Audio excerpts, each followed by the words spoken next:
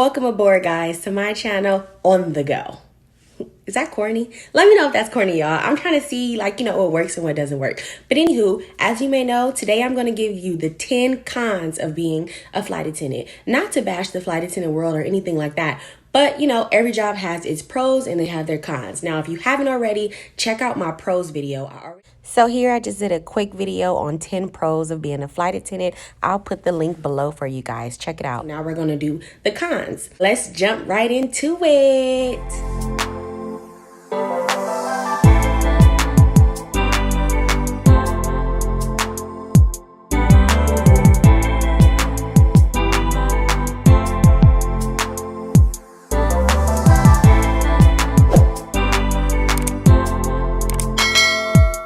So number one on the cons, reserve. If y'all don't know what reserve is, it means a flight attendant that is on call. If they call you, you have to show up to the airport within 2 hours. Sometimes they do a good job by calling you ahead of time when they know what's up. They'll call you and you have time to do whatever, but you always have to be ready to be able to pack and whatever to go on a 4-day trip or sometimes 6 days. You never know what's gonna happen. That's why being on reserve is a con for me.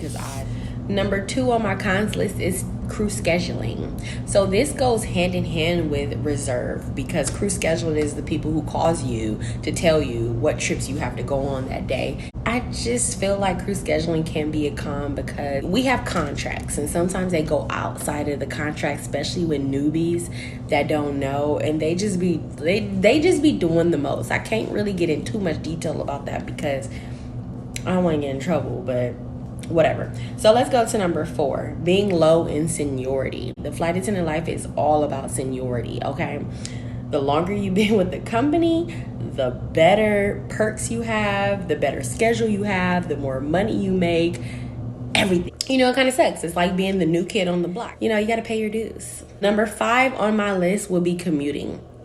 I've never commuted, but I hear stories. So commuting is, as a flight attendant, you can live somewhere and be based out of somewhere else. For example, if you live in Atlanta, but you're based in Vegas, that means you have to commute from Atlanta to Vegas on the days that either you're on call or on the days that you have to start a trip. It's like a second job because when you get off work, you got to find a way home. You coming from work, you got to find a way to work. It's just a lot. Okay. All right, let's get into the next one. Number 6, working holidays and weekends. If you on reserve, if you a newbie, guess what? You're working holidays and weekends, okay? It is what it is. My first 3 years, I missed the Christmases with my family. I missed the Thanksgivings. The Thanksgivings is sad because you just looking at everybody on Instagram, eating their food with their family, and it's so sad. Number 7, cancellations and delays. No one likes them. And people forget that not even the flight attendants like them. Unless it's to our benefit,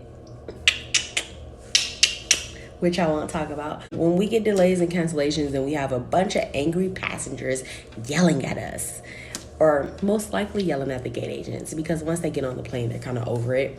But some of them, still don't be over it. Number 8, lonely job. It could be a lonely job if you don't have kids or a boyfriend or a husband. Now you're by yourself at work too, because on the flight you're flying, but on these layovers you in a hotel lonely. Number 8, odors and smells. This be me, y'all. You're gonna smell a lot of boo-boo. You're gonna smell a lot of fart. You're gonna just smell a lot of stuff that you ain't never smelt before. Stuff that you ain't never smelt before. You on a plane with a lot of people. A lot of people got smells. Some people don't believe in deodorant. You gotta smell them people that don't believe in deodorant, So we are on number 10, y'all. Number 10 is medicals. This is the hardest part of a flight attendant's job. If someone just has a heart attack on the flight, if someone has a seizure on the flight, as a flight attendant, you're supposed to know what to do. This is what we go through training for a month. They don't put us in training to teach us how to serve drinks and snacks and beverages. Training is about safety. It's about medicals. This is what training is about. So it's scary. So to end this video on the con, the 10th one, because as you guys can see, I was messing up my numbering. Fatigue, being tired, being sleepy. So this is a perfect picture of exactly how we feel after a long day. Going up and down, up and down, up and down throughout the air, going through the airport, being in different time zones. You just be tired. You be sleepy, and a different type of sleepy. It's not your normal sleepy. And you feel like, I'll be feeling like I'm drugged or something. Be prepared to be tired and do things to boost your energy, like work out, eat better, and so forth, or else you can get sick. So thank you for watching, ladies and gentlemen. I hope that I persuaded you to be able to become a flight attendant if this has been your dream. Stop being scared. Go out there and do it. You got your pros, you got your cons. Now let's do it. My next video, let me know what you want it to be. How to do the application or whatever you guys want in the comments. Let me know.